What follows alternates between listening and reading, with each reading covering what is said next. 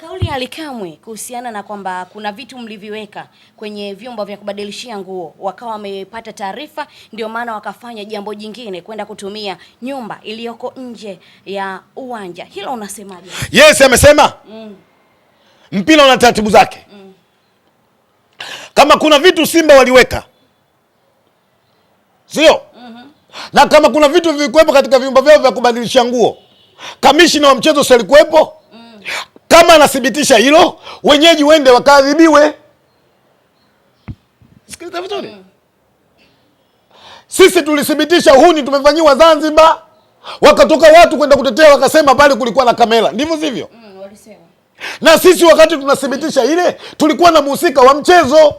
Sasa hali kama anathibitisha ile jambo lilikuwepo, nani anaweza akathibitisha? Wenye mamlaka wanaweza kuthibitisha, na kama kweli wamethibitisha aliyefanya na sasa kufanyaje? Kuhukumiwa.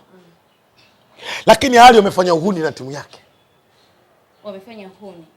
Na alisema leo kula anaenda kunywa chai kwenye ile nyumba ile ambayo jana ndio wamebadilishia nguo. Wana mamlaka hayo sheke.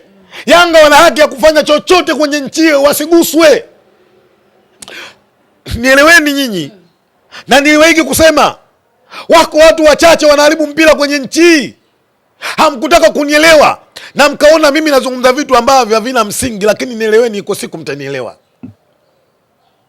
Na ukitaka kujua kwa nini target ubingwa wameweka miaka 10 na wanasema mwisho utawala huu hamwezi kuchukua ubingwa, kwa nini? Nini wanategemea? Nini wanafikiria? Leo kama manager anafika mahala anakwenda kumsukuma mchezaji wa timu pinzani, anataka kumpiga ngumi, nini anategemea? Jana mmeona alichofanya Utausa. Nimeona. Kwa Clatous Chota Chama, nani hakuona? Kila mtu kaona. Hawa kuna kitu wanategemea. Na ndio maana wanafanya hawa. Na tutarajie kuna makubwa watakuja kufanya kwenye nchi kuliko haya wanaofanya sasa hivi. Kwa sababu jina la wananchi wanaamini kwamba wao ndio wana haki kuliko mtu yoyote kwenye football ya nchi. Mikoi, kwa namna unavyozungumza ni kama ni wazi sasa mmekubali ubingwa msimu huu Simba mmeutupilia mbali.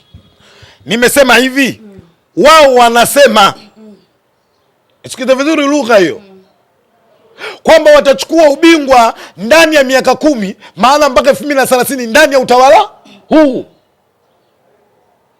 Kwa hiyo kwa kauli wanazosema na vitendo vinavyofanywa vinashindwa kwenda kuhukumiwa, yanaonekana maneno yao ni ya kweli.